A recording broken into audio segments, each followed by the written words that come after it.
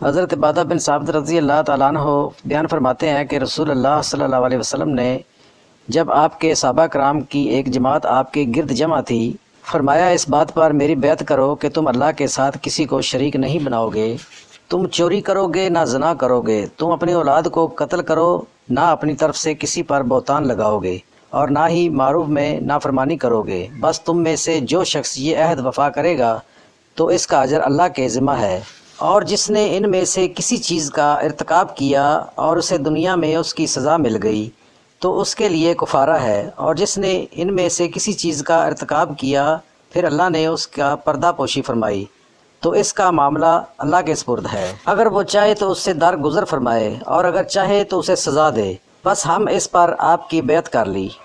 مشکات المصابیح حدیث نمبر 18۔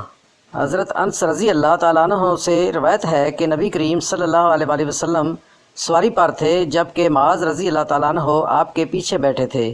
آپ صلی اللہ علیہ وسلم نے فرمایا معاذ، انہوں نے عرض کیا اے اللہ کے رسول، سعادت مندی کے ساتھ حاضر ہوں۔ آپ نے پھر فرمایا معاذ، انہوں نے عرض کیا اللہ کے رسول، سعادت مندی کے ساتھ حاضر ہوں۔ آپ نے فرمایا معاذ، انہوں نے عرض کیا اللہ کے رسول، سعادت مندی کے ساتھ حاضر ہوں۔ 3 مرتبہ ایسے ہوا۔ پھر آپ صلی اللہ علیہ وسلم نے فرمایا جو شخص صدق دل سے یہ گواہی دیتا ہے کہ اللہ کے سوا کوئی معبود نہیں اور یہ کہ محمد صلی اللہ علیہ وآلہ وسلم اللہ کے رسول ہیں تو اللہ اس پر جہنم کی آگ حرام کر دیتا ہے۔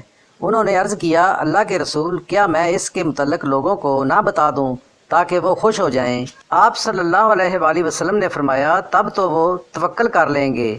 پھر معاذ رضی اللہ تعالیٰ عنہ نے گناہ سے بچنے کے لیے اپنی موت کے قریب اس کے متعلق بتایا۔ مشکات المصابیح حدیث نمبر 25۔ حضرت عبادہ بن ثابت رضی اللہ تعالیٰ عنہ فرماتے ہیں کہ رسول اللہ صلی اللہ علیہ وسلم نے فرمایا جو شخص یہ گواہی دے کہ اللہ کے سوا کوئی معبود نہیں، وہ یکتا ہے، اس کا کوئی شریک نہیں، اور یہ کہ محمد صلی اللہ علیہ وآلہ وسلم اس کے بندے اور اس کے رسول ہیں، اور یہ کہ عیسیٰ علیہ السلام اللہ کے بندے، اللہ کے رسول اور اس کی باندی کے بیٹے ہیں، اس کا کلمہ ہے جسے اس نے مریم کی طرف ڈالا اور اس کی طرف ایک روح ہے۔